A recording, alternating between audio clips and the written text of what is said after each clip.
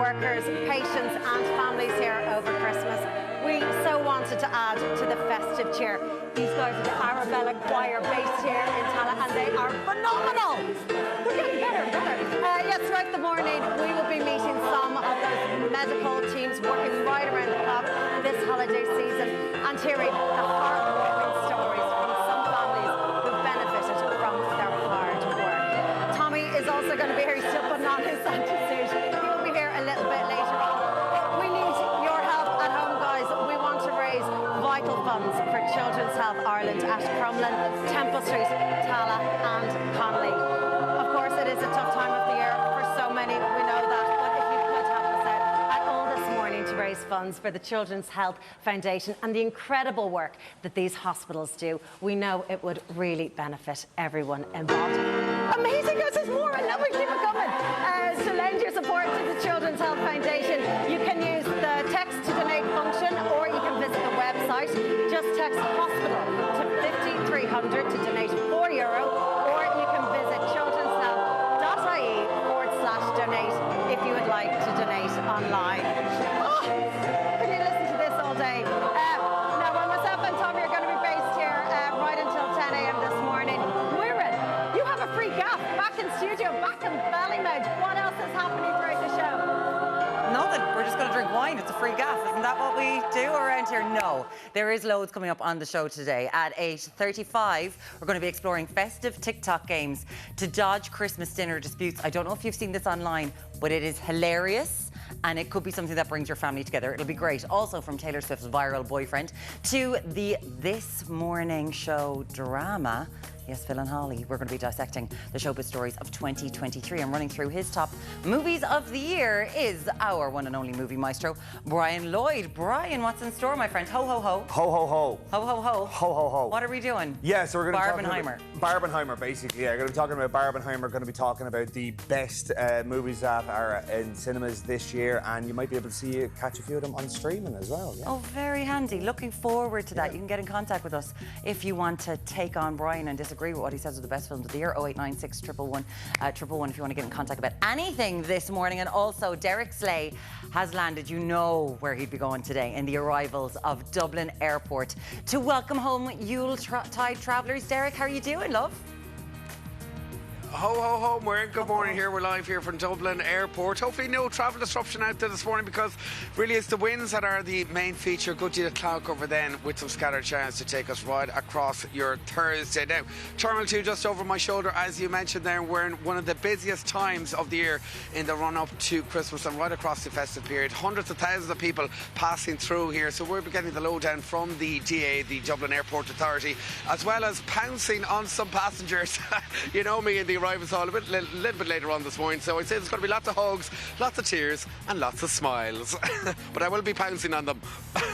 It's time now to take a look at this morning's papers. We're going to start with the Irish Times. Its headline, UK angry at Irish court challenge to Troubles legacy law.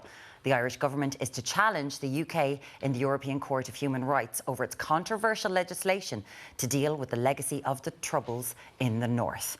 Hospitals clear out patients in a bid to avert New Year gridlock. That's the front page of the Irish Independent.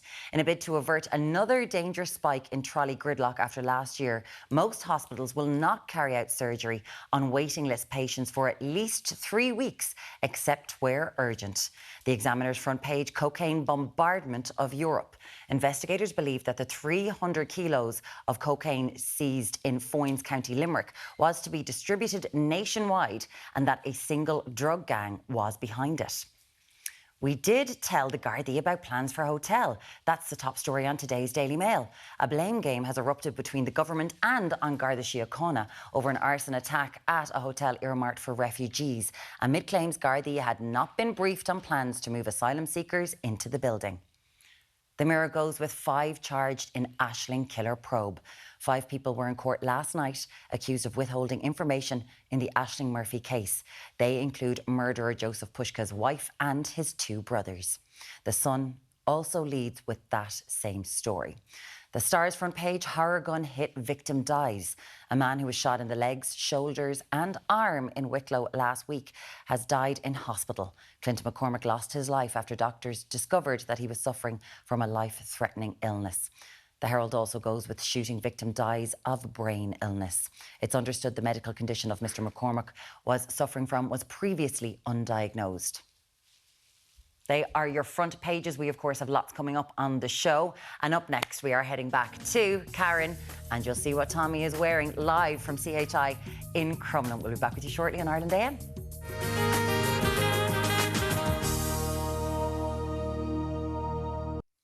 Hello, welcome back now from a Barbenheimer blockbuster to rollicking romances. 2023 delivered when it came to movies. Here to walk us through them all, it is the wonderful Brian Lloyd from entertainment.ie. Brian just pegged it in from outside. Hold on, you pegged it in. We both pegged it in. Don't put this all on. Don't put that evil on me. We were okay? like, what do you mean that we're on the television now? We're having a nice chat and a cup of coffee. Sorry. Hello. Hi, how are you? How are you? Good. Yeah. Santa Claus. Yeah. Yeah, now we're going to talk about your top 3 movies of the year. People can get in contact if you want, of course. You know, we could go into, is Die Hard a Christmas movie or not? 0896 No, 111. hold on. Die Hard is absolutely a Christmas movie. Of course it is. Of course it is. This argument, we have this every year. And everyone who says it isn't is wrong. But didn't Bruce Willis say it wasn't? Yeah, he's wrong. He's wrong. He's wrong. Bruce Willis is wrong. OK, we're going to start with your third choice of best movie of the year, which Barbie. is... That's number 3. That is number 3 on my list, yeah. OK. Barbie was brilliant. Like, I mean, I cannot say enough good things about Barbie. I think the fact that it was, like, basically created out of whole cloth, you know, that kind of way. Like, when we think of Barbie, what do we think of? We think of sort of, like, I guess superficial, you know, that sort of way. That she's plastic, that she's blonde, that she's all the rest of it. Unrealistic expectations Unrealistic for expectations, children, yeah. Exactly that. And what was so kind of thrilling about Barbie was the fact that Greta Gerwig and Margot Robbie and even Ryan Gosling as Ken, they walked right up to every single question and criticism that people had about Barbie and said, yes, we're going to talk about it. Yes, we're actually going to address it. And then by doing so, it was still funny as well. You know, that kind of way. It was still hilarious. So funny. Yeah. But it did bring all these social issues to the fore, where it was sort of the toxic femininity and being thrown in our faces. And this isn't for men, which I kind of think missed the point of what Barbie was about. It was about us all being together. Yeah, the whole idea of it was that, like, you know, stereotypes in any shape or form. You know, Margot Robbie's character is literally stereotypical Barbie. Like, I mean, that's how on the nose this was. So funny. Yeah. And like when, you know, Ken goes off and learns about the patriarchy and then he gets annoyed because he thinks it was just all about horses. Like, you know, that sort of stuff like because that. The Marlboro Man. Because the Marlboro Man and stuff like that. So it was really, like, that's the thing of it. Like, it's a Barbie movie. But it's really, really smart, and it had so much to say. And like the final 10 minutes of it, when Rhea Perlman turns up and she's the creator of Barbie, she's essentially like God-like, and that whole thing. And then the final joke, which I'm not going to give it away, but the final joke was just it's so good, so good. Just to let you know that.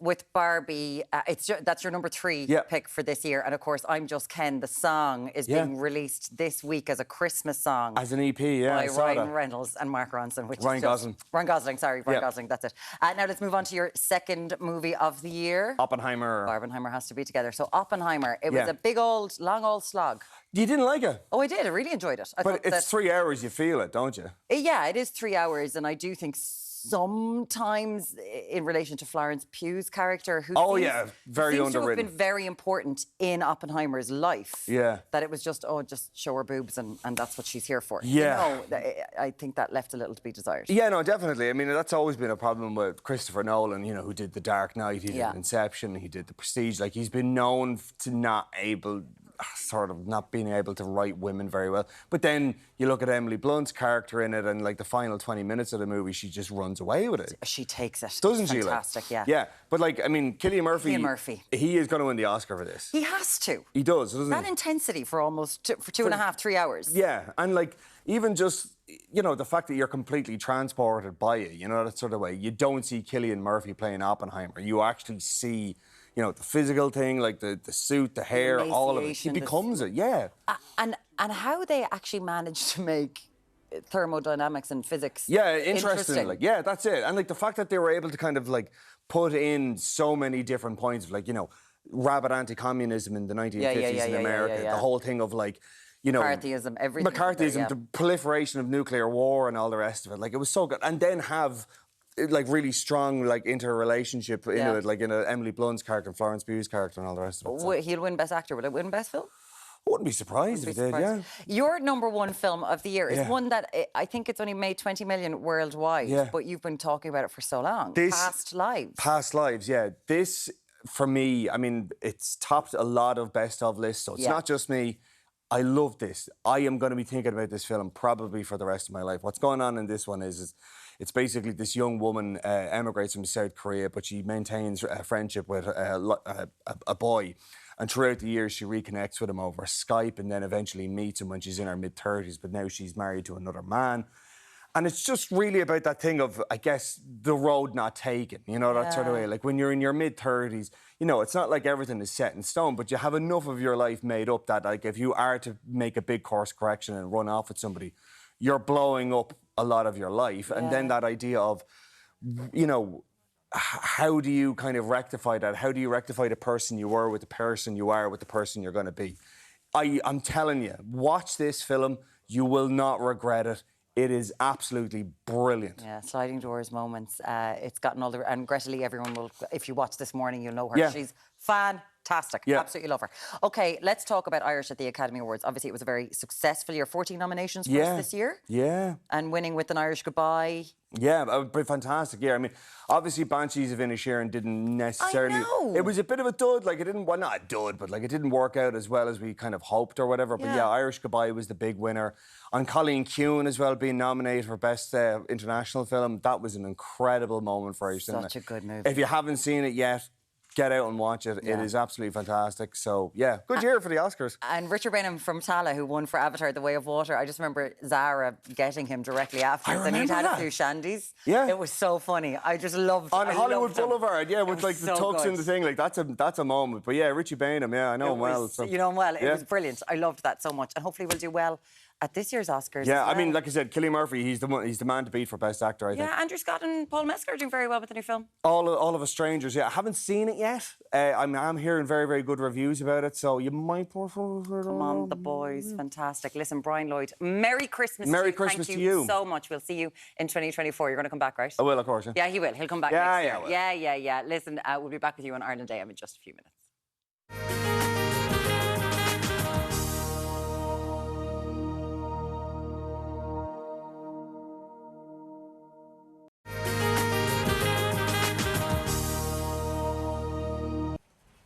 Good morning. You are very welcome back. We are coming to you live from Children's Health Ireland Hospitals at Crumlin, where we are going to be raising all morning money for Children's Health Foundation right throughout the day. So we want you to get involved. Please, please do. Indeed. Here to tell us about the Foundation's work is CEO of Children's Health Foundation, Hugh Kane, and Clinical Nurse Manager, Joppa Lynn Paris. Good morning to you guys. Thank you for joining us nice and early. Probably not that early for you guys, though, the hours you do.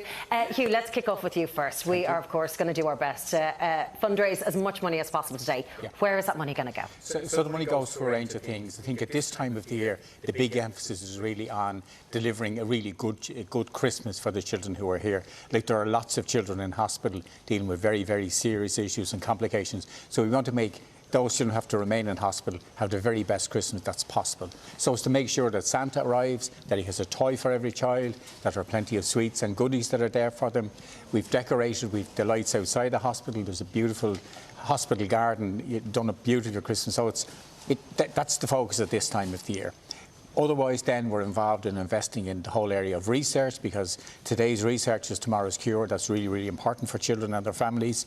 And we also invest then in, like, this building here was built with donations, as were the Heart Centre here and the NICU unit in this hospital, so involved in that kind of stuff as well. And then working with clinicians then, working on what are the latest technologies that are coming there and raising funds to buy some of that equipment. And also, if there are particular pressures, we will sometimes invest money in equipment that will allow for children for their treatment to be accelerated. Yeah. I mean, it is incredible to see the vital research. We've been in around the hospital here as well. Like, it is just amazing. Every penny, where it goes. Joppa, you are a ward manager at the Children's Health Ireland over in Tala. For the children, money buys toys, things that puts a smile on their face. How much does that mean whenever you're able to do small things that make such a big difference? It means the world for children, like to have toys in hospital, because play is every child's occupation. It's literally their full-time job. Sure. So, it should not be taken away from them when they're in hospital. And the Children's Health Foundation provides funding for toys for children in hospital, not just for Christmas, but throughout the year also. So all 4 sites of Children's Health Ireland, so Crumlin, Temple Street, Tala and Connolly, treated about 200,000 episodes of care over the last year. So that's 200,000 episodes of sick children needing treatments and procedures, worried parents and worried families. And those toys that the Foundation provides us act as a distraction and comfort for those children. And, especially at Christmas time, so with Santa and, and the Foundation, make sure they ensure that the children gets a bit of Christmas magic. And they get the magic, but I'm sure you see a bit of that magic from the parents as well, and what they get out of it. Yes, absolutely. As I mentioned before, having a child in hospital is a stressful time for families. I am a mother myself, and I've been on the other side, so I know it can be a scary, experience to be in a hospital with your sick child. And toys can act as distraction. They can, they bring a sense of familiarity, normality, and sense of security, sense of safety, and comfort as well for the children. And as a parent, seeing your child being looked after by the wonderful nurses and the wonderful doctors, and having this toy given to them brings a smile on their face. It just means the world. And I do remember a particular time when it really stood out to me was when there was a tragic event in the local area affected a family. And we reached out to the Foundation for a bit of support for this family, and they immediately responded, how can we help? And, that was so appreciated, and they went above and beyond to support that family. So it was really, really nice to see. And for you on the day-to-day to see this and to see the impact it has must it warm your heart, make your job that little bit easier as well. Hugh, escapism is another massive part of this. Sure, Explain to us, what's the Giggle Fund? So the Giggle Fund, it's a really aptly named because it is about bringing giggle back in. So through the fund, one of the things we do through the Giggle Fund is in all of the wards, the nurses have access to a Giggle Fund credit card. So a bit like when our own children are sick, you try to spoil them. So be able to replicate that. So in hospital, if a kid isn't well, you can book a movie, you can get a game, you can buy a McDonald's or or a birthday cake, whatever it is. So it's to bring that giggle and that life back in. So it's a very flexible fund that's used very, very flexibly. And it's about bringing that normality and bringing a bit of fun back in. Because again, the children are dealing with huge stuff, but they're incredibly resilient. And the support that they get from fantastic professionals here, it just inspires us all when you see it, when you look at that and the way families are. A lot of parents say to me, when we come into hospital, the hospital looks after our sick baby, and they also look after the parents who are worried to death about that. And that's, that's over to the doctors and nurses and all the people who work in these hospitals. It's just inspiring, and that's what drives us on when we're out trying to raise funds. We always think about sick children, and we think about the fantastic professionals who are minding them. I mean, and John, I have to ask, because we are here in Crumlin at the minute. There is all this talk with the Children's Hospital. There was talk of it costing 650 million. There's now talk about 1.73 billion. What's the feeling among staff among this? Because you're obviously making the best of what you can do at the moment, but I'm sure you are dying to get into the new hospital. So as nurses, that is out of our control. And the feelings towards the new Children's Hospital has been quite positive among staff, and it's going to be an amazing hospital. It's going to have state-of-the-art equipment and facilities. It's going to have about 39 paediatric specialities all under one roof, which is phenomenal.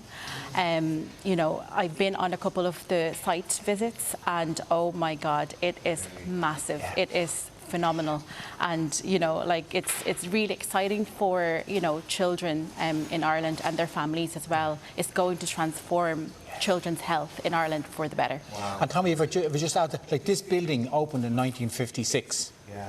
And Temple Street is 151 years old. So this investment we're making into children's health is for the next 100 years, and it's going to transform their lives into every single child will have their own room. Their parents will have a bed in that. Each room has its own bathroom. Each room has a view. It does sound state-of-the-art. It does sound, when it does 22 open, theatres, 60 intensive. It's absolutely spectacular. Yeah. It's very child-focused. Children and staff being involved in the design. You know, so you get that sense to it. We just wanted to open, and that is, I'm sure, what Joppa is thinking as well. And Joppa and the guys, they need to bring that love and care and expertise that they have into this super state-of-the-art building, and then we'll have a world-class, the best children's hospital in the world. Well, it's great to hear your enthusiasm. It really is. Thank you so much for joining us. It's been a joy chatting to you both today. Thank you so much. Thank you. Of course, we need your help to support the work of the Children's Health Foundation. You can donate using the text to donate function or by visiting the website. Simply text hospital to 52300 to donate €4, or you can go to childrenshealth.ie/donate. Yeah, so get the phones out. Please do text. We're going to see you back here after this short break.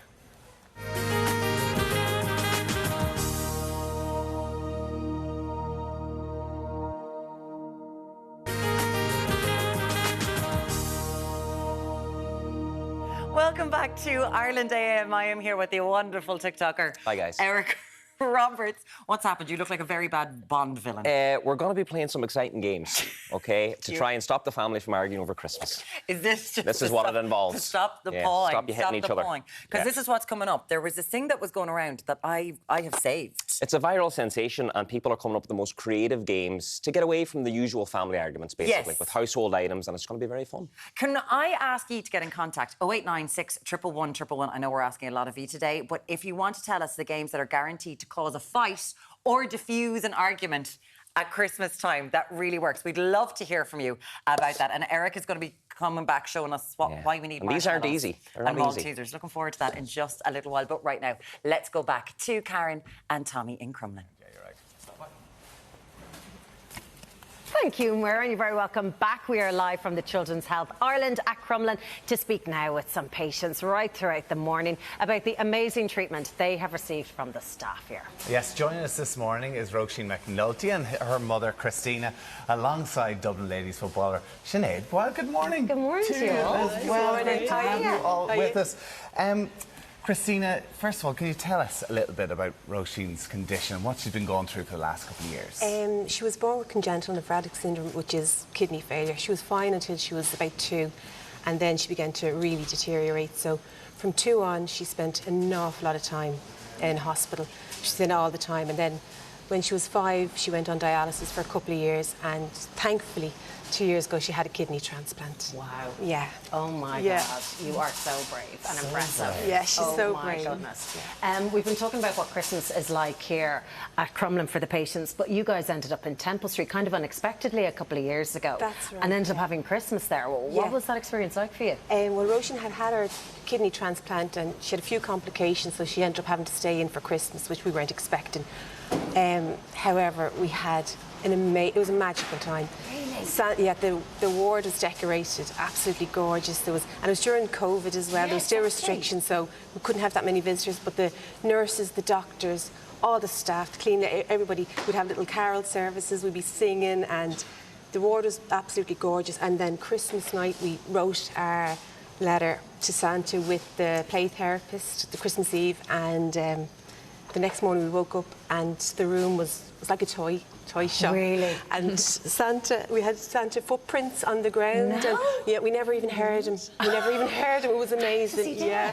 That is magic. Sounds amazing. And then on his way home to the North Pole, he popped in again to say, "Hi, Roisin, and hope you enjoyed your present." So it was magical, absolutely amazing magical. to hear. Yeah, it really was. Roisin, I'm sure that was incredible for you. Tell me this, you've just had your 2-year anniversary of having the kidney transplant as well. How are you feeling? What are you going to do to celebrate it? Well, I'm going to go into town with my family and maybe go for a bite to eat and go to the Lego shop. You're going to the Lego shop? We think, we might take a trip in. What type of Lego shop? What type of Lego would you like? I don't know. No, we're not too sure. We've got, probably anything to do with animals. Animals? Yeah. Tell me about your top. Do you love the Dalmatians? Yeah, I really do love them. Yeah, she's a dog lover, Roisin. Yeah, you're a big dog lover. Who do you have at home then? Do you have any pets? And Doodles get Labradoodle. A Labradoodle? Yeah. What's his name? Doodles. Doodles as well. Well, I know you, because Doodles is a Labrador, but you obviously love Dalmatians, and you've got the right person beside you. Because Sinead, I believe you have 2 Dalmatians at home. 2 Dalmatians, and maybe me and Roisin go for a walk with our 2 dogs. Doodles and Heidi and Lacey. We'll go up the hill. Yeah. Wouldn't that be amazing? Hey, congratulations. What a year for you to lift the Brendan Mullen Trophy as well. I mean, it's been a tough couple of years for you. How have things been? How's the celebrations actually getting to lift it this year? Yeah, I guess it's been unreal. I guess you treasure it all the more because the previous year we were knocked out in the quarter-final by Donegal, and prior to that, like, we'd had a good run. So it was just brilliant. And like at the start of the year, we were kind of regrouping. We didn't really know what way the year would go. It's not all fun and games. Like, we had a meeting, there was a bit of soul-searching done, and then we kind of regrouped. There's a few young girls came in and kind of lifted the energy. And we just got better and better and peaked in at the right time, and it was just brilliant. Yeah, it was, and the celebrations were great too. So feeling very fortunate. And you're back training already? Training, yeah, that's not as funny. But, pre-Christmas. Yeah, no, back training. We were back in the last month, mostly just in the gym at the moment, and then we're back on the pitch in January. So, okay. And what's the mindset going into 2024 then? Obviously, there's a great buzz around the team now because we have Brendan with us for the moment, anyways, and we'll hopefully be setting our sights on the All-Ireland again. But no, there is a great buzz, much different than the buzz there would have been last year when we went back. You know, that was a lot of like people thinking whether they'd stay on or go or whatever. But obviously now, great buzz and a few new faces in the team as well. So it's brilliant. And over the years, we've seen the rugby guys and the Dublin fellas coming in to Crumlin with the trophy as well. Like the Brendan Martin coming in and being able to show that to some people like Roisin or other young patients in here. Like, it must be quite special for you. Yeah, no, it's really brilliant. Like, we know every time we put on the jersey, we're so fortunate to be able to do that, and not everyone can play sport, and it's real like icing on the cake, I guess, if you win the All-Ireland, to get to come in and bring it to all the kids. And Temple Street, Crumlin, it doesn't matter where we go, like, it's really, the players really look forward to it. It means a lot to us to be able to come in with the trophy the day after you win the All-Ireland, whether your heads are sore or not. Everyone's up and smiling and they're in. No, not at all. No, it really is one of the highlights of if you're lucky enough to win the All-Ireland. No, it's really special. Yeah, creating a bit of magic. Yeah. Well, Roisin, I believe we know that you're into Dublin football. We know that you're into animals and dogs. We know you're also into different experiences as well. And we have got a little gift for you here as well, courtesy of the people at Emerald Park Zoo and Theme Park. We have got a pass for 4 people, for your friends and family. We've got some chocolate. You're going to have a big day out. It's all about an amazing experience. And there's a really good zoo there as well, so you get to see loads of animals, the lemurs and the meerkats and everything, so you're going to have a brilliant day out with your family. So my goodness, thank you so much for coming and talking to us. Sinead, well, best of luck for the upcoming season. Yeah, hopefully it goes well for you. I'm sure a lot of people watching this morning hope the Dubs don't do it again. And of course, Roisin and Christina, thank you for being here this morning, and a very Merry Christmas. Yeah, absolutely, happy Christmas. Okay, will we do our first donation tally of the morning? Absolutely. So far, how much have we managed to raise? Let's have a look. Okay, we've raised €1,872. Thank you so much for donating generously this morning. That's not bad going in about 45 minutes, but we've also received an amazing donation from Dentsu Angus Network for a whopping €7,600 already this morning. My goodness, that is incredible. So we are already bringing our total up to €9,472. Wow. Thank you so much. That's amazing. Going to get to 5 figures in no time. Yeah, please do keep the donations coming in. You can support Children's Health Foundation this Christmas using the text to donate function, or you can visit the website. Yes, please do text hospital to 50300 to donate just €4, or if you want to donate a little bit more, it is Christmas, you're doing a good deed. childrenshealth.ie/donate if you'd like to donate online. Loads more still to come here on Ireland Down. We'll see you back after this short break.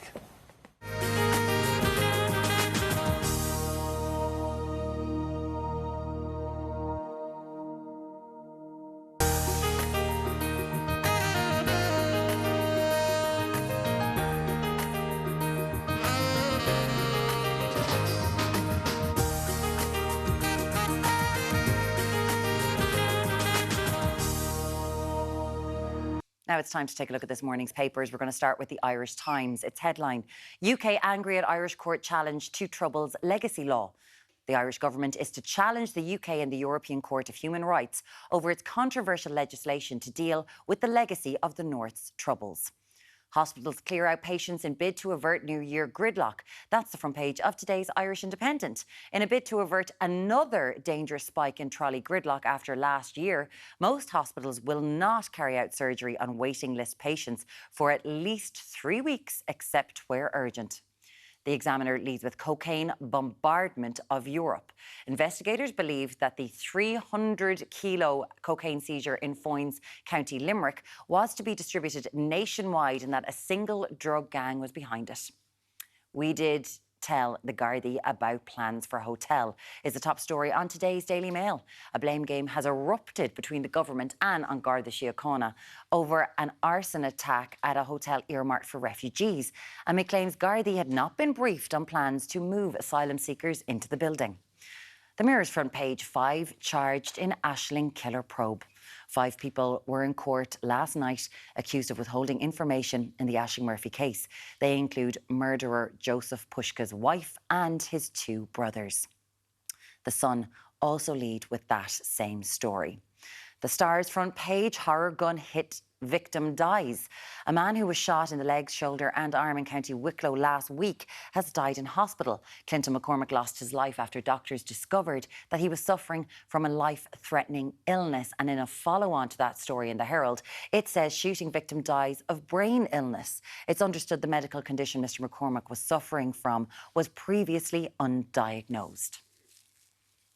They are your front pages this morning. But now let's check back in at CHI in Crumlin, where Tommy and Karen are joined by a Sam Maguire champ. Good morning, guys. Good morning, Muireann. Thank you very much. Yes, from winning last year's All-Ireland to supporting a very worthy cause, our next guest is using his platform to inspire his young fans. Joining us this morning is Dublin footballer Brian Howard. Good to see you, Brian. Good morning. How are you? His friend there beside him, rubbing it in, the old Sam Maguire, looking good. Yes, so we obviously had Sinead Wilde in earlier on with the Brendan Martin. There, I got it out properly right. And you've got the Sam Maguire with you. Do you get over celebrations like that easily, or are you on a high for months after? Yeah, it's something that you love to be able to bottle up and keep with you forever. But straight after the whistle, the emotion, you're sort of emotionally drained from the lead up to an All-Ireland final. You could imagine is fairly intense with all the stuff that goes on in the background. But when the final whistle goes, it's just sort of a sense of relief, like just leaves your body, and you're able to like sort of properly experience a true celebration then, and in the lead up after, it's amazing.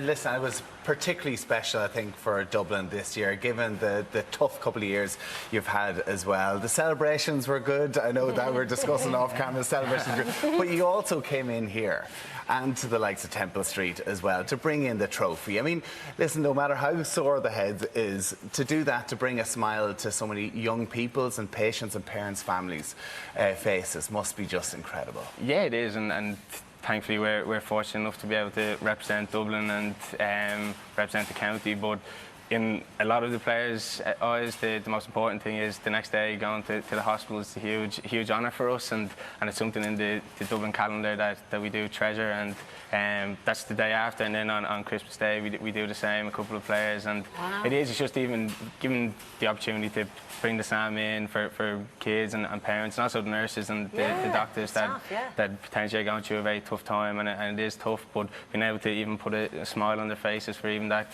couple of minutes is a huge honour for us. So what's the season looking like ahead? You're out injured at the minute, but looking to be back on the pitch soon, try and win it again? Yeah, and that's the plan. And every year we set our stall out early to try rectify the next, as we did the year previous. But it's up to all of us now to we have this and we need to try retain it for the next year. And then he's feeling okay?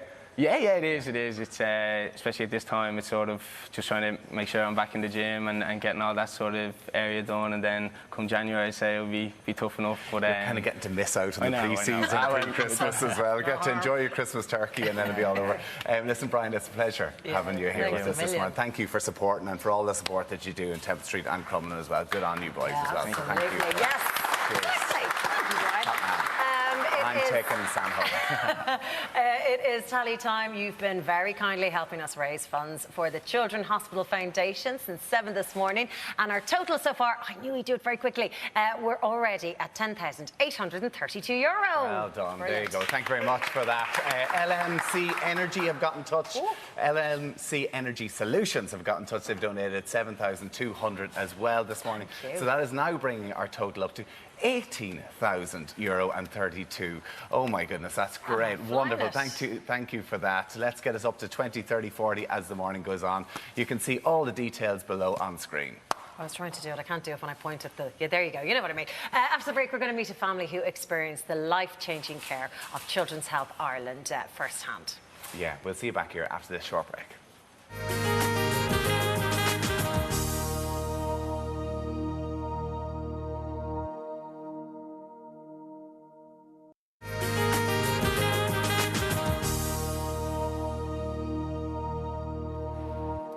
Good morning, you're very welcome back to CHI at Crumlin, where all morning we have heard some incredibly heartwarming tales from parents and their healthcare heroes. And our next guests are no different. We're joined now by CHI patient Brodie Ellis, his mother Georgina, and consultant cardiologist at Children's Health Ireland, Professor Damien Kenny. Good to see you all. Thanks so much. Thank you so much for missing school for us this morning as well, Brodie. Very generous of you. I love his Santa jumper as well. Very cool. Everyone is on point with the style. Georgina, we'll start with you first. Can you tell us when you realised something was wrong with Brodie? It was during the 20-week anatomy scan in Holles Street. They were checking out everything and they realised they could see some sort of anomaly on his heart. And so they sent us away for an hour and came back and they explained that they found something wrong with Brodie's heart and that we would need to see a cardiologist. We didn't know what it was, but within the day we realised the severity of it. So that's when it all started. What was it? Brodie has a condition called hypoplastic left heart syndrome. So essentially his left ventricle didn't form properly in his heart. And we were told that he would need a lot of intervention when he was born. And so am I right in saying that even on that day of the anomaly scan, that 20-week scan, that so many people, I mean, the trepidation even going into that, you then already met with the cardiologist even that day? It was about 2 hours later, maybe. Wow. It was a different cardiologist to Damien, and he stayed with us all through the pregnancy and kept a very close eye up until Brodie was born. Tell me, how difficult was it whenever you get that news and you realise that Brodie's going to have 3 open heart surgeries when he's born? It's such a small. It's devastating. It's heartbreaking to know that you're expecting such a joyful occasion to come, but it's not going to be that way initially when things happen. So, but we decided we wanted to give Brodie the best chance possible, and here we are now. And Damien, he has been a trooper. As patients go, my God, he's been ordeal after ordeal, but he's done so well with the care that you and your team have been able to give him. Yeah, he's done fantastic. I mean, Georgina and Wayne have been great as parents. They've advocated so well for him, and you know, it's the real privilege of working with kids that, you know, you see them come through the most horrendous circumstances and just face adversity with such courage, and it sort of inspires us all to do the things we do. So it's phenomenal, and Brodie's been wonderful. And he's had, hypoplastic left heart syndrome is our nemesis. I mean, there's been amazing advances with congenital heart therapy over the last 30 years, but it remains the most difficult thing that we treat. So, I mean, he's done fantastic. And he looks incredible as well. We are trying to raise money for the hospitals, for Children's Health Ireland, to be able to do research, to be able to try and progress things. And we talked about the 3 open heart surgeries. Brodie actually was recipient of a keyhole surgery. Is this right? It's only been done 12 times across the world. Yeah. I mean, that is pretty groundbreaking stuff to happen here. Yeah, it is. It's fantastic. I suppose we're very fortunate to have a very close team that work really well together, and it allows us to sort of innovate when we have to. We knew that Brodie was going to have challenges in relation to his heart function. We didn't want to put him through a 4th open heart surgery, so we set him up during his last operation for this keyhole approach, and we researched it and we made a model of his heart. Brodie brought it, That's basically your heart, Brodie. So we made a model of his heart, and that allowed us then to be able to plan the procedure in advance and then, you know, perform it on the day, and it turned out really, really well. And, you know, these models, unfortunately, it's very hard to fund for those in a funding model for a service like ourselves. So it's through donations from, you know, from parents that we can print these models, and, you know, we sometimes perform the procedure before we actually do it on the model, so it means when we go in to do the procedure that we've already done it per se, and that's invaluable. Yeah, that rehearsal basically is invaluable, you say. And Brodie, how did you feel after you had the keyhole surgery? A bit runny. Yeah. Loads of energy. Full of energy. Full of energy. And your mum noticed a difference very quickly, didn't you, Georgina? Tell us about when you first saw... Mum and Dad. He's making up for the last 7 years. But it was even 24 hours after this procedure, he was here in the ward running. Wow. And, like, I mean, before this, Brodie couldn't run to here to the wall without being out of breath and going blue, but now he just doesn't stop. And when you first saw him, though, the thing that struck you was his colour. His colour, it was magical. It was just... I just burst into tears. It was just so beautiful and pink. It was like the day he was born again. He was just... I can't explain it. It's just... It was like seeing him being born all over again. It was God, you just gave me a chill there. That's goosebumps. Because, Damien, as you say, Brodie was maybe at 50% of where his peers were in terms of energy, or Georgina, you say he would have used a scooter a lot, maybe to get from A to B. But that's kind of a thing of the past now. Yeah, like, I mean, the scooter's gathering dust in the boot of the car now. Like, he's not bothered with that anymore, really. So, other than just to play like a normal child. So, Brodie, for you coming in here, because I'm sure it was difficult at the start, but do you have any favourite doctors and nurses? Do you enjoy coming in and seeing everybody? Dr. Kenny and Kathleen and Jackie. Oh, yeah, and did they treat you did they spoil you rotten? Yeah. Oh, wow. And for you, Damien, I mean, to be able to, the funding we're talking about, we're trying to raise here at the minute, to try and do groundbreaking science like that, like every penny, you know, no matter how small it is, people donating in can make such a big difference. Yeah, I mean, you know, one of those models to print costs anywhere between 750 and 1,200 euro, depending on the complexity. Okay. Wow. So, you know, again, it sounds like a lot, and it is a lot of money, but it does allow us to be able to. So, Brodie, had he gone through his 4th operation, would probably have still been in hospital now. You know, mostly those children stay in for 3 to 4 weeks after their operation, and it's very, very difficult for them. So he was home within how many days? 3-4 days, was it? 4 days. 4 days, and, you know, he's back running, back to himself. So it's that money that allows us to be able to innovate and to be able to do things for children that we'd all want for our own children. So it's vital. It is absolutely vital. Amazing. Wow. Hey, Brodie, for Christmas, I believe you're a big fan of a Nintendo Switch. Is there any games that you like playing? Five Nights at Freddy's. Sorry, really? So I asked my guy, one of my sons the same age as you, and he said Five Nights at Freddy's is really scary. Is that not too scary a game? I do get jump scares when Freddy just jump scares me. But, but it is a problem when Foxy is running down the hallway. Yeah, those jump scares, I hear a lot about them at home. We have a little voucher here for you for Smith's Toy Store as well, to be able to go into Smith's and get that game or whatever you want with it, all right? Thank you so much. Well deserved, Brodie. And a nice selection box as well for you for a bit of chocolate from Mum too. Thank you so much. Thanks, Georgina. Thank you so much, Damien. Brodie, Georgina, thank you. And Children's Health Ireland Professor Damien Kenny, thank you so much, and well done for all the amazing work that you're doing. Thank you, guys. Thank you. Willow, I'm on TV. You are? Do you want to say hello to your teacher? Wave at this camera, say hello to your teacher, your best friend. Hello. There you go. There's Brodie saying hello. Good morning. Come on, Brodie.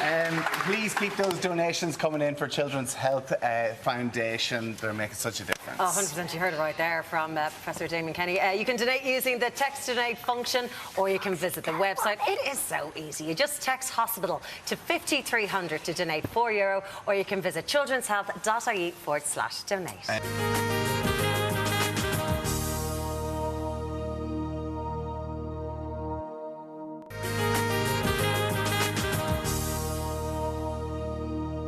Welcome back. Now, Edward Hayden is in the kitchen with a Christmas turkey alternative. Yes. That'll keep Dustin the turkey very happy, right? Is that what we're doing? Absolutely. There you have it. What are we having? I'm compromising on the golden egg this morning. I'm going to do a lovely goose. I'm going to do a really nice traditional goose. Now, what I will say, the caveat with goose is it's really suitable for small crowds because, you know, whilst the bird is you know, large and elongated, you know, there's not a whole lot of meat on it, but it's particularly nice if you have a small crowd at home, like if you have 3 or 4, it's really nice, it's really tasty. Okay. So what I'm going to do is I'm going to make a stuffing for you. Now, again, Muireann, stuffing I always think is one of probably the most controversial Christmas culinary conundrums, you know, and everyone will look in and say, oh, that looks lovely, but I prefer my own. I prefer So prefer your own. Make your own. Yes. Is the message. So, in other words, do not be texting in criticising Edward like you ever would criticise Edward Hayden. Who would? But he doesn't have time for you today because this is his stuffing. On this occasion. Now, here what I've got melting is I've just got some butter and I'm putting a little bit of onion and I'm putting some cooking apple. Now, that's one of the things that I think is really nice in the stuffing. So to put in a little bit of cooking apple is great because what it does, Muireann, is it just adds that lovely sense of moisture to your stuffing for you. Which is an issue with it getting very dry. Absolutely. Yeah. So it wants to do that. So a little bit of that. Now, I would do that if I was making a chicken on a Sunday or whatever. The bit of an apple is just a game changer. Now, then, as I said, use whatever it is that you want. What's very traditional with a goose is like a potato stuffing. So I'm using a combination of potatoes and some breadcrumbs. So I've just mashed a little bit of potato yesterday evening, or you might have a bit of mashed potato left over. You wouldn't be doing like a sausage meat stuffing with a goose. No, it doesn't seem right. Yeah, now the sausage meat, it's not everybody's fancy. I just think it can be quite dense. If I was making a sausage meat stuffing at home, which I will for Christmas, I will stuff the turkey with a normal herb stuffing. And then make that. I'll make a sausage meat terrine as well. So I think it's nicer for that. Delicious. Now, here I've got some lovely fresh cranberries. I'm going to pop those in there as well. I don't want to put them in at the start, so I don't want them to burst. I want them to be like pops of cranberry in there. Okay. I'm going to pop those in there. Again, if I was at home, I'd give this a little bit longer, but I'm not. So I'm going to put in some parsley, some sage and some thyme. And then I'm just going to add in some lovely fresh white breadcrumbs and give that a nice little mix around. And when I have that all in there, you can just see that we've got the lovely bits of cranberries still whole in there because they will burst up inside when they're cooking. And then I'm going to put in the lovely bit of potato. It looks really delicious. I just have a normal potato. I didn't put any butter or cream or anything into that potato because I don't want that to get too wet. So that's your lovely stuffing. Do with that as you will. Sometimes people cook it on a tray. Sometimes people might decide to kind of push it into tomatoes or red peppers or something to stuff it. Now, what I've done is... here's our goose. Here's our goose.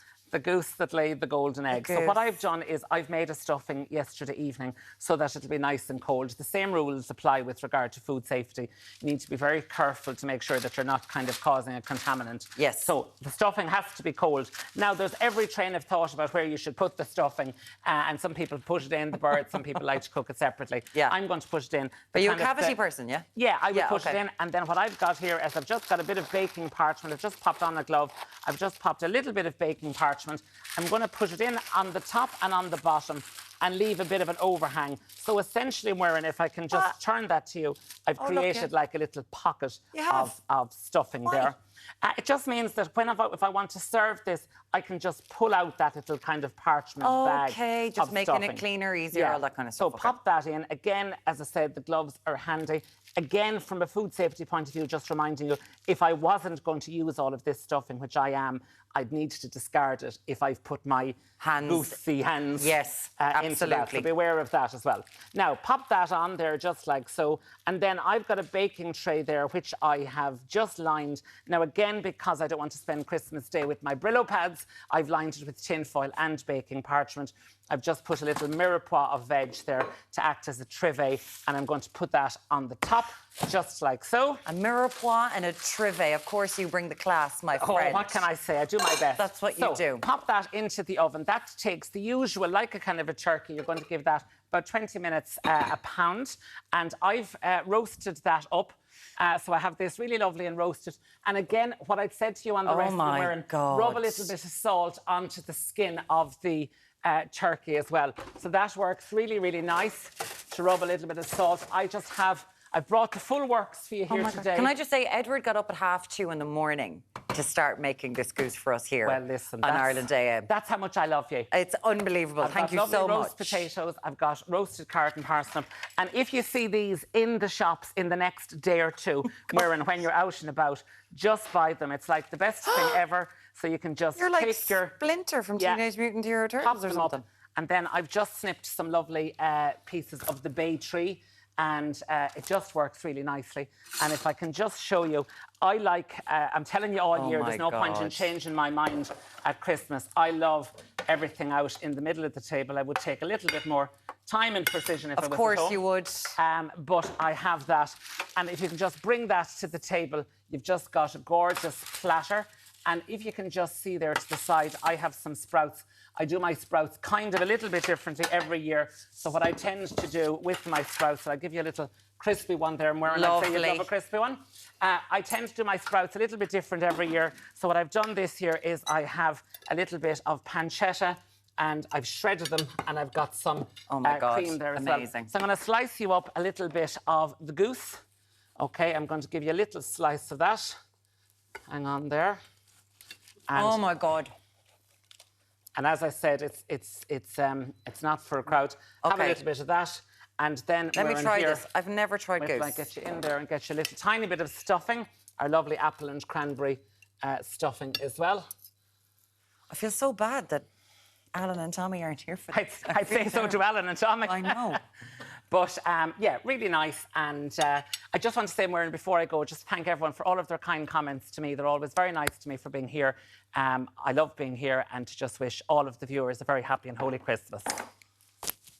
You actually just make my heart very happy. That is so good. It is a pleasure having you here all the time. We absolutely love you being part of this family. Please, that is unsurprisingly delicious. We're going to eat some more of this, and we'll be back with you on Ireland AM in just a minute. Oh, my God.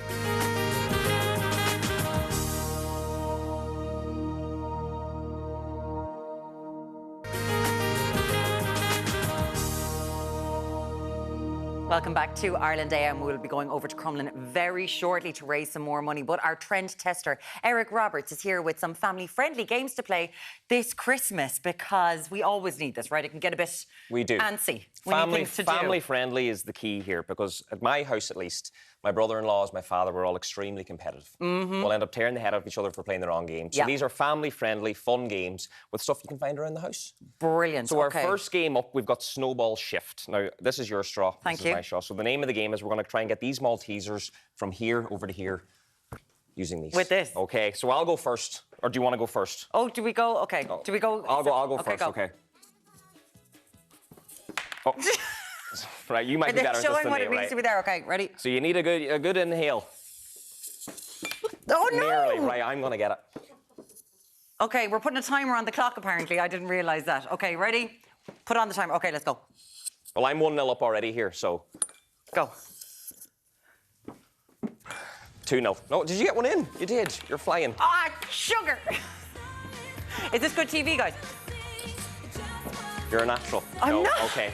Well, listen, I'm going to claim victory here. The lung capacity is not good at the end. I'm going to claim victory here. You've gone on about my shifting skills, Edward. Right, so that's game one. Again, a very fun game. That's you. Simple that's you. Maltesers. Right, next go up, head to head and all that we have kind of reindeer paws. So you need this equipment. You're going to pop these in your hand.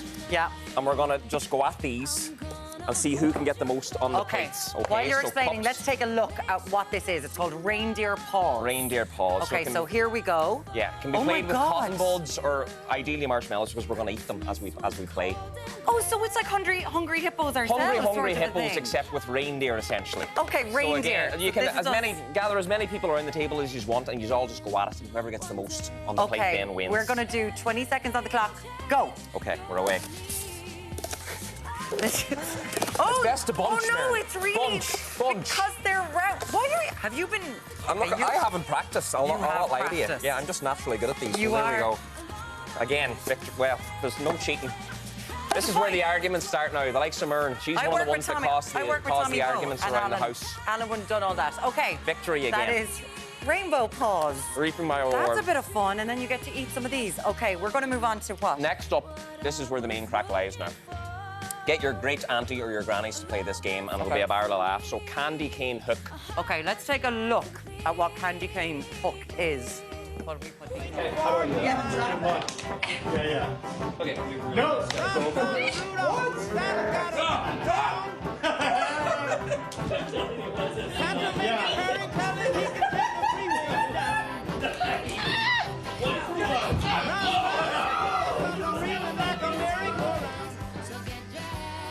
Sorry, I'm not here. Okay, Right, so I'm going to let these you go are- first. These are our because I candy did it cane in a hooks. teaser, so you want to... Are we putting 20 seconds on the clock again, trying to do this? No, okay, we're just Right, going to try we'll see how many you Have can you get done this here. Yeah, before? so you want to really get loose. Do you know what I mean? Get right down there, okay?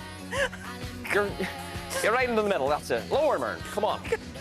Really, you're not stretched this morning, okay? I'll give it a bash. Right. See, it's all in the glutes, really. But then you want to. Yep. Okay. It's more difficult than it looks. Come on. We need to get at least one here. Come on, you can do. Oh, that's good. That's good. Thank you very much. Okay, Thank you very much. You can do it. This is No cheating with the hands. I know. Yeah, this is the bad thing. Isn't Yeah. it? That's it. Lean Oh, into it. come Lean on. into it. There's no directionality. There's not no. Well, How did you get the direction going? I'm just listen. It's all in the hips. Okay. Oh! Fantastic. Brilliant. Go for the one you're not going Brilliant. for. Go on, try one. Are we more. going to? I don't think I can go again. We'll have Oh, to. is it? We'll, You just we'll have have to to. keep on We'll going have with to the family. unhook. Yeah. But it's something the whole family can play again with just household items. I'm sure the crack's great. I'm a natural, as you You can are see. a I'm a natural. natural, You as you can managed to see. sort as that you can out. see.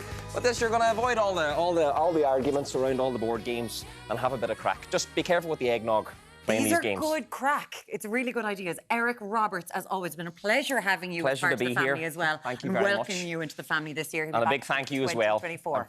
I'm on the spot now. I have to thank everyone too. so I know, thank you very because much, Edward was guys. so classy, thank you. wasn't he? Up next, we're heading back to Children's Health Ireland at Crumlin, where Jamie Heaslip and Rob Carney are stopping by. We're looking for your donations, and thank you to everyone who's done it so far. We'll see you back here very shortly on Ireland AM.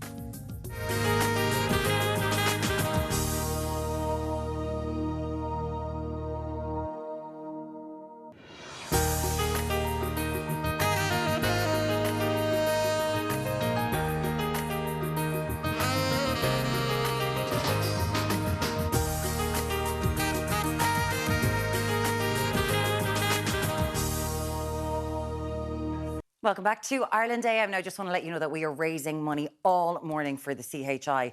Tommy and Karen are at Crumlin Children's Hospital, and you can text right now if you would like to donate €4 to the Children's Health Foundation, 5,300. We're going to be seeing in a while exactly what it is that your money does for children who are in such need. So far, you've raised almost €30,000 this morning, and we appreciate it so very much. So thank you so much. But our Derek has been doing that thing that we all love. He is our Love Actually correspondent. He's at Dublin Airport arrivals all morning, capturing that emotion that, of course, proves there's no place like home. Are you our Hugh Grant in Love Actually? There is no place like home. Absolutely. Love Actually. I love that movie, Myrne. One of my favourites. Anyway, hundreds of thousands of people passing through the airport, not only today, but right across the festive season. Graham McQueen of the DA is with us here this morning. Graham, it's a very, very busy one for you.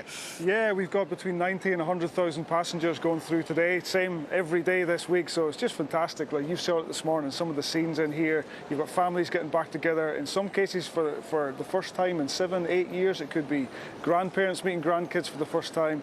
You just spend the day in here, and it fills the heart up with joy. Oh, absolutely. Like so much emotion on display here this morning, isn't there? Yeah, absolutely. We'd one in yesterday, for example. The parents were meeting their son and daughter coming back from Auckland in Australia. They were getting married when they're back. It was the first time in 7 years. I've never seen a mother kiss her son as much. My mother certainly doesn't kiss me that much when she sees me at Christmas. And you were telling me there's actually a family coming in. Is it tomorrow? Yeah. A brother and sister. We'd a sister contact us yesterday to tell us that she's meeting her brother for the first time ever. He's flying back in tomorrow morning. So really exciting stuff happening in the terminal. And they're going to have the reunion here. That's the plan. Isn't that yeah. very special, isn't it? It is, but that's what Dublin Airport does. I mean, even on a daily basis, we connect lives, we connect people. But Christmas just has that added little bit of magic. I think as a Scotsman in Ireland, I can resonate with that a bit more. So I just I just love soaking it all up. Now, flights at the moment, obviously a very windy one out there today. UK flights a little bit disrupted.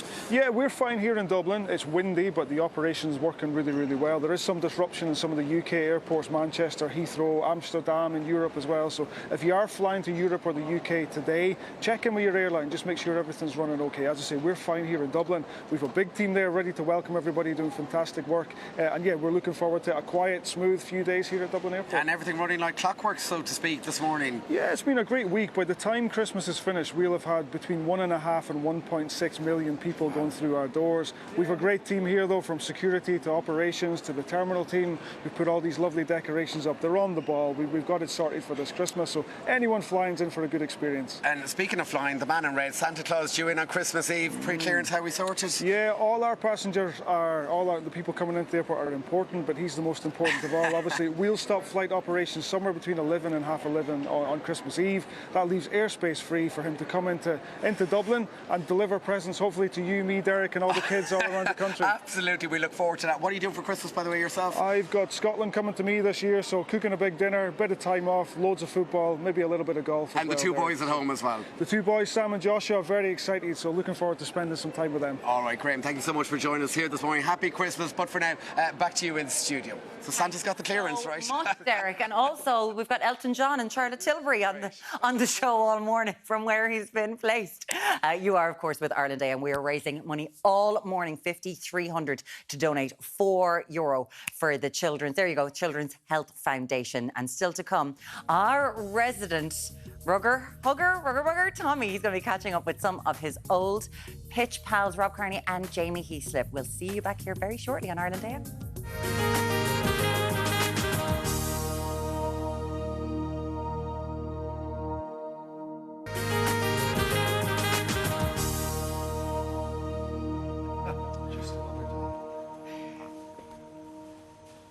Hello. Sorry. It's me. I just said I've made enough mistakes this morning. Yes, you're very welcome back. Now we are continuing to shine a spotlight on the amazing work done by Children's Health Ireland, not just here in Crumlin, but in all of their locations. Yeah, helping us to do just that are Irish rugby stars Rob Kearney and Jamie Heaslip, and alongside CHI at Crumlin patient and rugby aficionado Freddie Munley and his gorgeous mum Karen. Good to see you all. Hi. You're throwing him off already. See that? He freezes in your company. Standard Tommy, he just gets really nervous when he's around us. When the pressure comes on, Rob, you know yourself, come into my own. It's amazing actually to see so many people here watching this as well, behind the cameras. Guys, great to have you with us, Freddie. Great to have you with us as well. Rob, listen, it's a special time for you, Christmas, and a little one as well, little Bobby, just came along this year. I mean, it must kind of put a perspective on everything leading into a special time of year, having your first Christmas as the three of you together. Yeah, of course, it's really nice, Tommy. You know, Christmas is a time for kids. You know, that's what we all remember it about, been most special for. He's only 5 months now, so he's still not fully on the Santa train, but it makes it so much more special when, you know, when there's kids around, and to celebrate our first one as a family is nice. Yeah, of course. I'd say you're at peak Santa excitement there, Jamie, with two little girls in your house. Oh, well, we were dealing with Elf on the Shelf and the antics that he had this morning. But yeah, I have two girls, 5 and 2, so they're keeping me very busy. 2-year-old, I think she's more excited by my eldest getting excited, but Harper is definitely enjoying it. What about you, Freddie? Are you very excited for Christmas? Yeah. Yeah? What are you hoping to get from Santa this year? Hopefully a PS5, a Liverpool kit and a surprise. Oh, and what game do you want to play on PS5? FC24. Of course you do. Of course you do. Oh my goodness me. Well, fingers crossed. Santa's feeling very generous for this as well. It's a Man United kit, Freddie. Yeah. It's as long as it's not a Leinster kit, Freddie, I'm happy enough with Freddie that. Freddie has one of those. Oh, he has. I'm sure you have all of that as well, with your favourite player, Johnny Sexton, and all those guys. Karen, can we start off talking about Freddie and his condition, biliary atresia? Yeah. Can you explain to me what that is? So Freddie was born with a condition called biliary atresia, which is a liver disease that affects newborns. So basically, when they're born, within a couple of weeks, you'd notice that they become jaundiced, they start to fail to thrive. And basically their bile ducts haven't formed outside of their liver, so they can't excrete bile from their liver. So it starts to build up in their liver and they develop cirrhosis over a short period of time. You need to kind of catch it within the first 6 weeks of them being born. Where they will then bring them in. We came into Crumlin. He went through a number of investigative kind of procedures. He had a biopsy, scans, and then he was sent for a Kasai surgery, which is where they rejoin the liver to the bowel with a piece of the bowel, and that kind of basically should substitute for the bile duct. With some children it'll work, with some children it won't. It didn't with Freddie.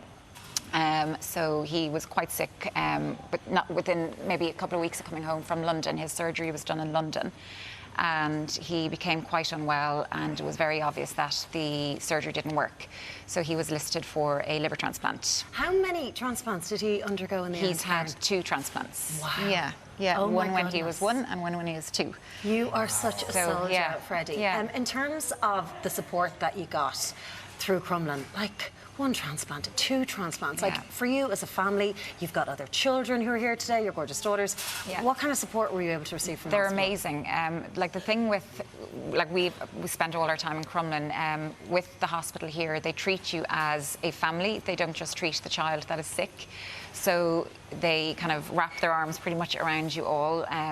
We've been here for like long stays, 2-3 months at a time. There'll be days where you mightn't have a shower, you mightn't get to eat. I've had nurses that have given up their lunch for me to sit with me while I have a shower, or they've given up their dinner in the evening if they realised that I didn't have something to eat. Freddie at one point was really unwell, and he was brought in for more respite care to give us a bit of a break at home because we were kind of back and forth to the hospital so much. But we were finding it really hard to manage, and they said that they would discharge him, but we needed to get kind of night nursing care. And some of the nurses on his ward in St. Peter's kind of came to us and said, look, we will come and look after him at night at home on their day off in our home. way. Yeah, so that we could get some Angels. kind of, so it's, they just go out of their way.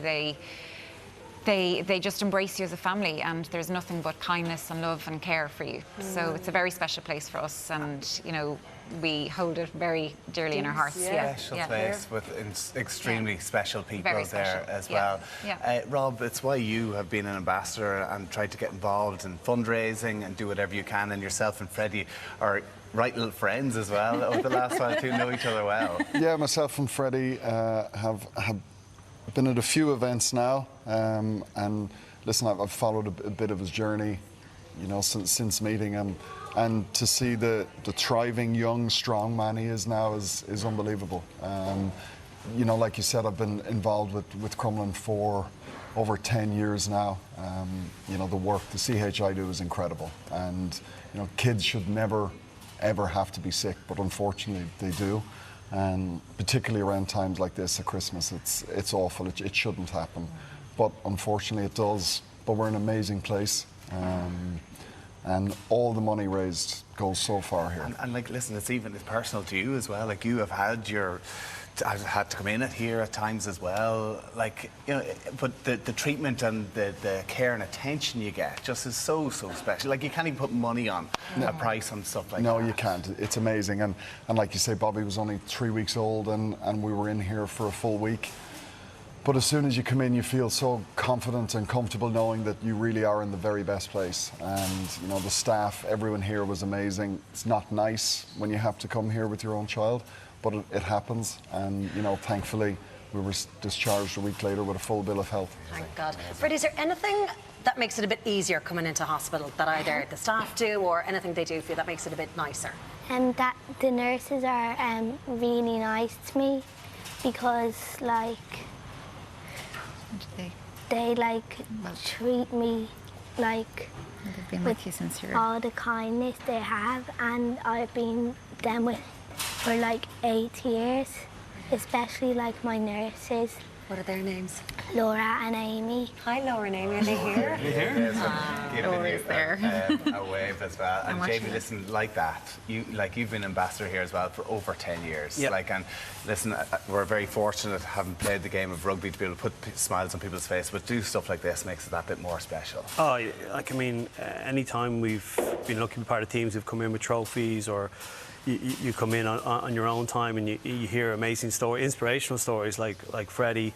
You hear about the staff, what they can do to try and help raise awareness and raise money for the CHI. If people can text 5300 and donate €4, please. Hospital to all capital letters. And every little piece goes towards it. Rob donated all his money from his testimonial as a great example of that as well. And I think anything we can do to raise awareness and raise money for, patient, parent services, equipment, vital paediatric research. These are all things that we need to do because, unfortunately, kids do get sick, but we don't want them to be. Amazing. And you donating the money, I think it was nearly $250,000 as well from your testimony. It's incredible. Guys, Freddie, I believe you are a big rugby supporter, and Johnny Sexton is maybe your favourite player as well. I know he's my favourite as well. The guys have a special gift here. If Rob wants to hand it over. Yeah, what do you have, Rob? Johnny was in here yesterday, would you believe? Yes, I know. And he signed a hoodie. For you. Thank you. So that says, to Freddie, best wishes, Johnny Sexton. Thank you. And there was sweets as well, but I'm going to keep those. Listen, Freddie and Karen Manoli, thank you so much for coming in this morning. His friends that his class are watching actually. Hello. Who's your best friend? Pardon? Who's that? Oh, say hello to your class. Say hi to Hello. everyone's releasing Bridges Rob and Carney, Castlemaine. JV, it's a pleasure. It's always great to catch up with you. Merry Christmas to you all. Thank you very much. so Thank much. you. Lovely. Now, the donations there are absolutely flying in. If you want to give what you can to support the Children's Health Foundation this Christmas, you can text hospital, capital letters, to 5300 to donate just €4.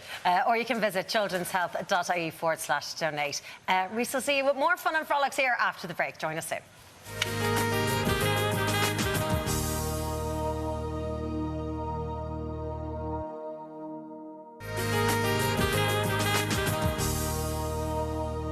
Well, unfortunately, many children spend the holiday season in and out of hospital, and it's a tough time for families, but the extra care the staff provide helps each family through difficult times. Absolutely. I caught up with patient Zoe Lonergan and her mum Natalie to chat about her favourite toys, why CHI at Crumlin is a home away from home, and how she tried not to let her arthritis diagnosis stop her from anything she wanted to do.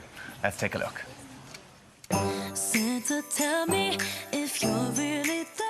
As the countdown to Christmas approaches, children across the country will be writing their letters to Santa and preparing for the big day. But there are also hundreds of children and families who will be spending the Christmas holidays in many hospitals throughout Ireland.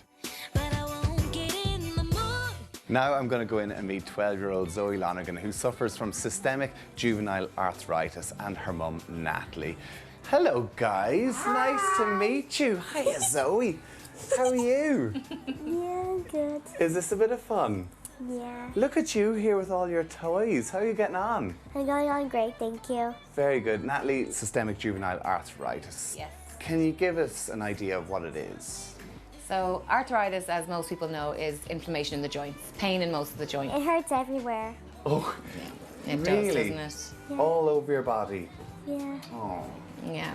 The systemic side to these things, though, is that this is actually in Zoe's blood. So she presented quite differently when she first came in.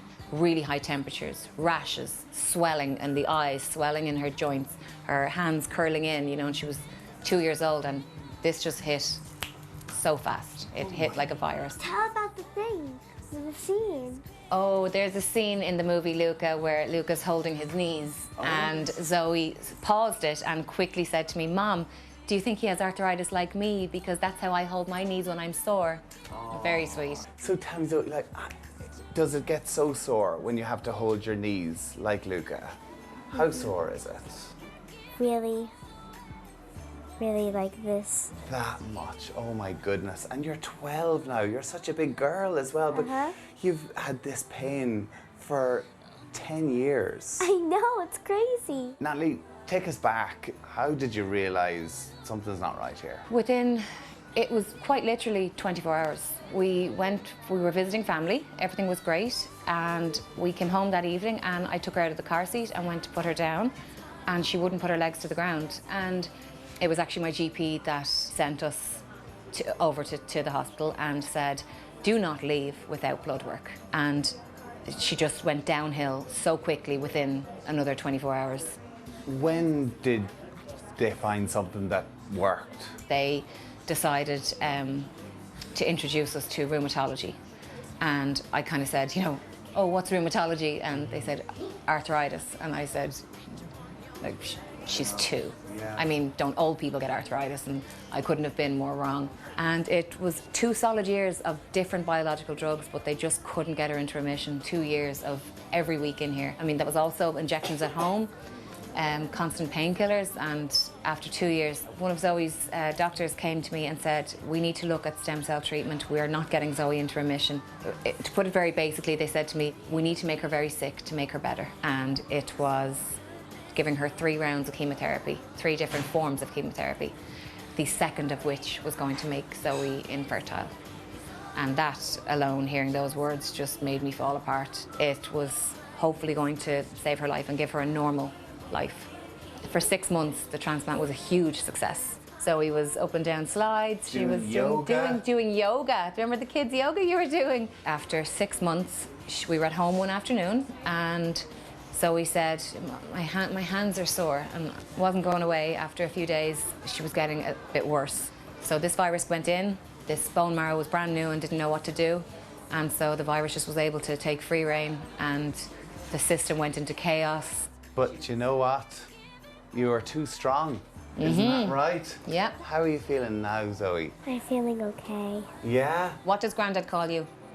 His what? Brave beauty. His brave beauty, yeah. There's no doubt about that. And you have to come in here every week to get treatments. Do you enjoy coming in to CHI Crumlin? Yeah. Especially I have a best friend named Sarah because she gives me toys and she spoils me rotten. Oh, she's one of the nurses in here. Are you one of her favourites? Oh, that sounds amazing. Now, you're going to be going off to get another infusion now that hopefully you'll be ready, fighting fit and excited for Christmas as well. Natalie, can you tell us, what does the infusion entail for Zoe? So Zoe, unfortunately, due to all the previous treatments that Zoe's had, including the transplant and everything, she hasn't got any working veins. So we have to insert a portacat, and Zoe gets an infusion called tocilizumab. And what does it do? It will basically, again, it'll just calm the immune system, calm it all down, and let Zoe just have a bit of time pain-free for a while.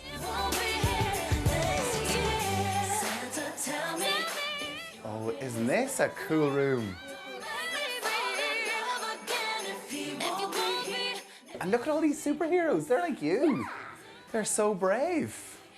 Hi, Zoe. Hi. How are you? Myself and Anna have your infusion. Is it okay if I check your name band first? Sure. Lovely. Okay, Anna, this is Zoe Lonergan. Yeah. All right. I'm going to connect you now, Zoe, okay?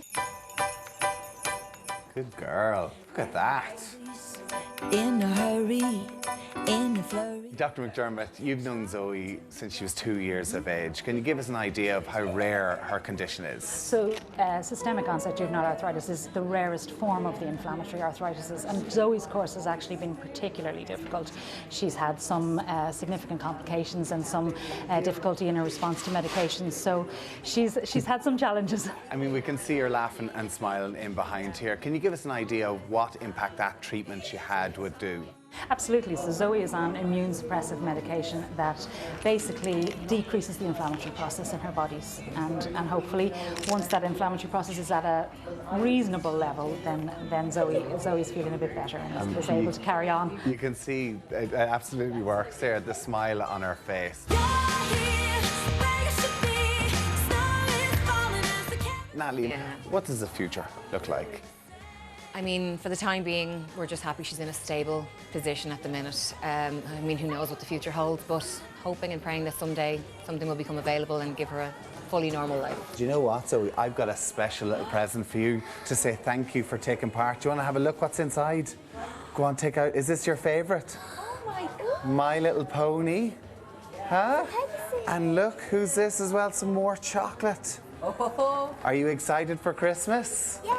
Yeah, very good. Well, listen, thank you so much for talking to us this morning. You're the bravest little girl. As your granddad calls you, brave beauty, isn't that right? You're my hero. Aww.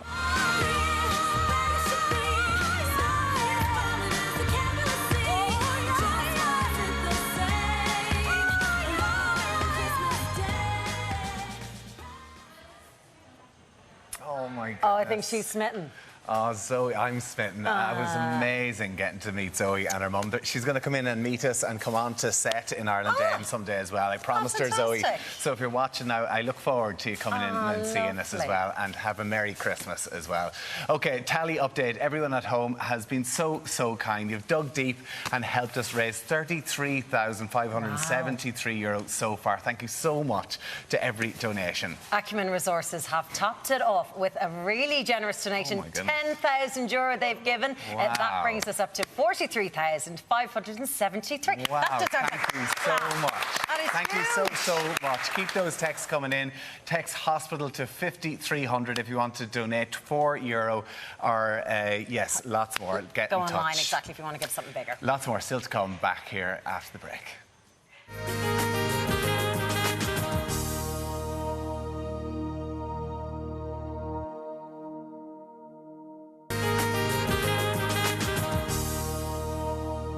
Welcome back. 2023 gifted us a cracker for showbiz stories, and here to round them up in about 30 seconds is Goss.ie's Ali Ryan and comedian Michael Fry. Thank you both so much for being here. It's fantastic. We're going to start with Taylor Swift, the cultural phenomenon that is Taylor Swift. After everything that went on with her reputation with Kanye and Kim, she's come back bigger than ever. Full circle. And you remember the year started with her splitting from Joe Alwyn, and we didn't know what was going to happen with her. And now it's ended with she's in this amazing relationship with Travis Kelce. She's officially a billionaire. She's broken all box office records in history. Her movie of the same tour sold out all over the world. This is literally the year of Taylor Swift. I mean, she was named Times Person of the Year. I don't know if I agree with that, but from her perspective, this is her year. So I don't think we could have called this, because she came here in 2018. I don't think that many people cared. This year, the mania trying to get tickets for her gig. Yeah. One of the big cultural moments, I think, of the year was everybody giving out they could not get tickets. Were you there, Michael? Were you in the queue? I wasn't, but this is the year I've become a Swiftie, I have to say. I really do like Taylor Swift. Yeah. Is it getting into your soul? Yes. Yes. Yeah. She's invaded my Spotify rap, unfortunately. So Anti-Hero was number 5 this year, and I'm sure like next year it'll be all 5 songs. You're kidding me. You've gotten up there. Her with Travis Kelce, obviously her relationships, people really care. Did you care as much about this American football star who got with Taylor Swift? Not so much. I did hear a rumour that apparently this is a staged relationship, because when you Google Taylor Swift jets, you get information about her carbon footprint. But I don't know. I won't hear about it. Well, you used to get info. And now you get it about American football. At a Jets game, yeah. It's very interesting. I'd well believe it, but I'm here for the entertainment. I love it. We have to talk about This Morning, which is a show that took over everything from So we're the new Phil and Holly, we've decided, together. Yes. Oh, I don't want to be Phil. Okay. Maybe No, not Phil, thank you, just the new host, the new duo. Yeah, like I really think this has been such a shocker of a year. He's not Phil, don't worry. Such a shocker of a year, though. Like, they were the golden couple. Biggest like TV presenters in the UK. I mean, the money they demanded even for appearances and stuff, all of that is now gone. So just to remind people, it all kicked off because Philip Schofield admitted that he had an inappropriate, he said, relationship with a young runner on the show who he had initially met when he was 15. So he stepped down. Then Holly did that huge, really annoying, we'll never forget. Are you okay? Deep breath. Are you okay? Are we okay? Are you okay? I've forgotten about the Are You And now Okay? she's gone as well. So it's been, I mean, that was definitely one of the most viral moments, I'd say, was it? Oh, yeah, that is, and Philip Schofield vaping as well. I think if we want to get kids to stop vaping, just show them that video of him with the last one. They can't buy them anymore. Because it was the sort of thing that all that happened, because it was his stress vaping and all that kind of stuff. Because he did leave the mask, I suppose, the perfect life slip. But the Are You Okay for you It took up a lot of your time this year, didn't it, this morning? Yes, just very, very funny. Like, why would you open a show like that? Have you ever been tempted to ask your viewers, are they okay when they can't In all white as well. It No, was all the elements of it. But she's gone as well, so they still don't actually have the full-on replacements yet. Kat Deely was in talks for it and she turned it down, to return back to So You Think You Can Dance. So I was really surprised by that. I thought Kat was a perfect fit for this morning. So good. We all have our favourites and we'll see what indeed does happen. But speaking of Kat Deely, how about her husband, Patrick Kielty? You have just been on the Late Late Show, Michael Fry. Yes. You got that call for the new host. Yeah. How was it? Because I think he's fabulous. It was great. It was great. It's really interesting seeing a stand-up take over. It's kind of like an American chat show now, but he's so quick in terms of like jokes with guests and things like that, and the audience is a bit closer, and I think he's brilliant. He's also incredibly charming. Like, I can totally see why Kat Deely fell for him. Oh, yeah. Yeah, he's really good. And I think the big moment this year for him was the toy show. And he absolutely killed it. It went up by about 100,000 viewers. Everyone on Twitter was like, this is brilliant. So I think he really has turned things around. But I don't know if Patrick's going to stay forever. I have predictions. I don't know. I did love him on the Late Late this year, but I have a feeling there could be another change. There could be something else happening. Coming And down the road. Who do you think is coming? I don't know. I Would wouldn't take mind to over? see a woman on the Late Late Show. Michael Fry. Oh, God, I'd be terrible at it. Why would you be terrible I'd be bad at everything. No, I did love him on the show, but the drama surrounding him even getting the gig. I know, of course, Ryan Tubridy, and we're going to see what he does on the 2nd of January, starting his brand new radio show in the UK. We don't have time because we wanted to play a VT of Michael's Rap of the Year, which is We Didn't Start the Fire. Do it live. Can you make sure that you look that up, because it is so, so, so good. Ali Ryan from Goss.ie and Michael Fry, thank you both so much for being here. That's all from us in studio this morning. Martin and Elaine will be here tomorrow morning for the final Ireland AM until 2024. But for now, let's head back to Karen and Tommy at the CHI in Crumlin for the final tally of the morning. Guys, what do you got? Hi, Muireann. Good to see you there. It has been an incredible morning here at Children's Hospital Ireland at Crumlin. All morning we have been asking for you at home to help. All the fans are coming out.